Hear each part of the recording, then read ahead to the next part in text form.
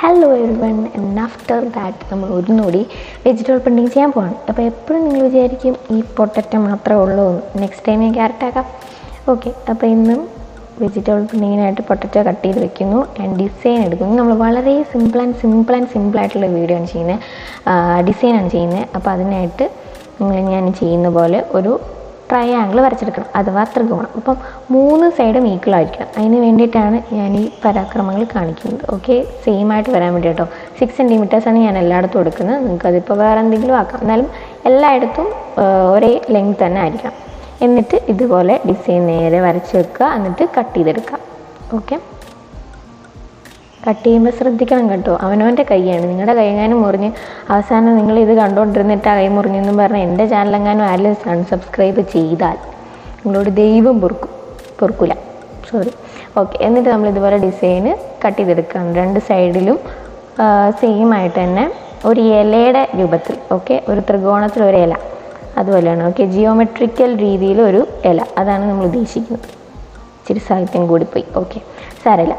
എന്നിട്ട് നമ്മൾ നേരെ തുണി എടുക്കുന്നു, എവിടെയാണ് വെക്കേണ്ടതെന്ന്. അപ്പം നമ്മൾ അതിന് മുമ്പ് നമുക്ക് എന്തെങ്കിലും കളർ തരും.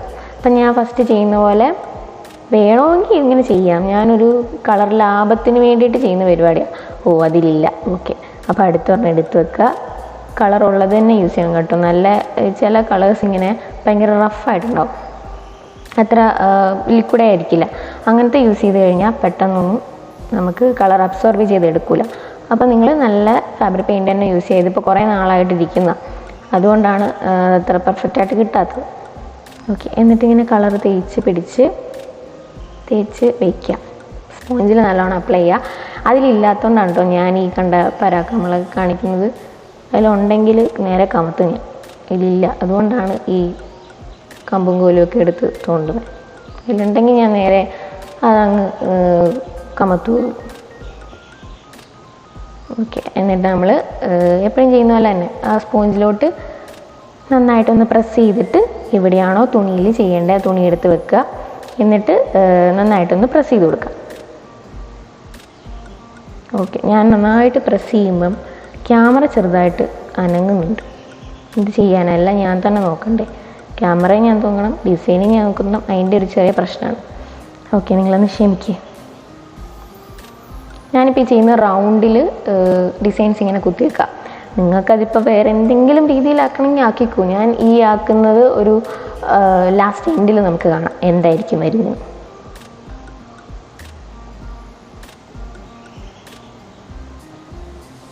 ഓക്കെ, ഇനി ഇങ്ങനെ ചിലപ്പോൾ നമ്മൾ ചെയ്യുമ്പം അളവ് തെറ്റിയിട്ട് ഇങ്ങനെ ചില പ്രശ്നങ്ങളൊക്കെ വരും. അങ്ങനെ വരുമ്പോൾ ഉണ്ടല്ലോ നമ്മൾ എന്ത് ചെയ്യണം, ആ ഭാഗത്ത് മാത്രം നമുക്ക് ഡിസൈൻ മതി. അപ്പോൾ നമ്മൾ ബാക്കി 2 സൈഡിലും ഇങ്ങനെ പേപ്പേഴ്സൊക്കെ വെച്ചിട്ട് അവിടെ ബാക്കി 2 സൈഡും ക്ലോസ് ചെയ്തിട്ട് അവിടെ മാത്രം പ്രിൻ്റ് ചെയ്ത് കൊടുക്കുക.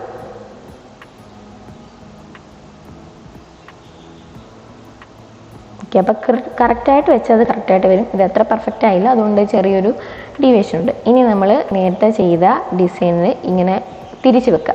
ഓക്കെ, അപ്പോൾ നമുക്കിങ്ങനെ പൂ പോലെ കിട്ടും, സ്റ്റാർ പോലെയൊക്കെ കിട്ടും. നമുക്ക് ക്രിസ്മസിന് ഇതിങ്ങനെ തുണിയിലൊക്കെ ചെയ്തിട്ട് നമുക്കിതിങ്ങനെ ക്രിസ്മസ് ട്രീയിലൊക്കെ തൂക്കിയിടാമല്ലോ. ഇങ്ങനെയുണ്ട് പുതിയൊരു സ്റ്റാർ, വെറൈറ്റി ആയിട്ടുള്ള സ്റ്റാർ. യെസ്, ഇപ്പോൾ നമ്മൾ ഡിസൈൻ കഴിഞ്ഞു. ഇനി ഇതേപോലെ തന്നെ നമുക്ക് ഒന്നുകൂടി ചെയ്യാം, വേറൊരു ടൈപ്പ് ഡിസൈൻ ചെയ്യാം. ഞാൻ പറഞ്ഞില്ലേ, നമുക്ക് ഒരു ഡിസൈൻ കിട്ടിക്കഴിഞ്ഞാൽ നമുക്ക് പല രീതിയിലൊക്കെ, അത് നമ്മുടെ രീതിയാണ്. അപ്പോൾ മിക്കവാറും നമ്മൾ കോമ്പറ്റീഷനൊക്കെ പോകുന്നവരാണെങ്കിൽ പ്രത്യേകിച്ച് നോക്കേണ്ടത് ചെറിയ ഡിസൈൻ കൊണ്ട് തന്നെ വലിയ, അതായത് സ്പേസ് കൂടുതൽ ആക്കാൻ നോക്കാം. ഇപ്പം ബെഡ്ഷീറ്റും കാര്യങ്ങളൊക്കെ ചെയ്യുമ്പോൾ നമ്മൾ കുറേ സ്പേസ് കവർ ചെയ്യണം, അധികം വെള്ളം ഇല്ലാതെ കവർ ചെയ്യാൻ നോക്കണം. അപ്പോൾ അതിന് വേണ്ടിയിട്ട് ഇങ്ങനെയുള്ള ഡിസൈൻസൊക്കെ ചെയ്ത് കഴിഞ്ഞാൽ അത് പെട്ടെന്ന് കവറായി കിട്ടും. ഓക്കെ, ഇതാണ് ഫൈനലായിട്ടുള്ള ഔട്ട്പുട്ട്. ഇത് ഞാൻ ഏതോ ഒരു സബ് ജില്ലയിലോ പോയപ്പോൾ ഒരു സാരിയിൽ മുന്താണി ചെയ്ത വർക്കാണ്. അപ്പോൾ ഇത്രയേ ഉള്ളൂ. നെക്സ്റ്റ് വീഡിയോ ആയിട്ട് കാണുന്നത് വരെ ബൈ. നിങ്ങളെല്ലാവരും ഷെയർ ചെയ്യണം, സബ്സ്ക്രൈബ് ചെയ്യണം, ലൈക്ക് ചെയ്യണം. ഓക്കെ, സബ്സ്ക്രൈബ് ചെയ്യാനും കാണാനും ഒന്നും മറക്കരുത്. മാക്സിമം ഷെയർ ചെയ്യുക. ഇങ്ങനെയുള്ള വീഡിയോസായിട്ട് ബന്ധപ്പെട്ട് ഇപ്പം കോമ്പറ്റീഷൻസൊക്കെ വരികയാണെങ്കിൽ നിങ്ങളുടെ ഏതെങ്കിലുമൊക്കെ കുട്ടികൾക്ക് ഇങ്ങനെ പ്രാക്ടീസ് ചെയ്യുന്നവരുണ്ടെങ്കിൽ അവർക്കൊക്കെ അയച്ചു കൊടുക്കുക. അല്ലെങ്കിൽ ഏതെങ്കിലും പ്രോഗ്രാംസിനൊക്കെ പോകാൻ താല്പര്യമുള്ള കുട്ടികളുണ്ടെങ്കിൽ അവർക്കൊക്കെ അയച്ചു കൊടുക്കുക. ഓക്കെ, അപ്പോൾ ബൈ. Thanks for watching.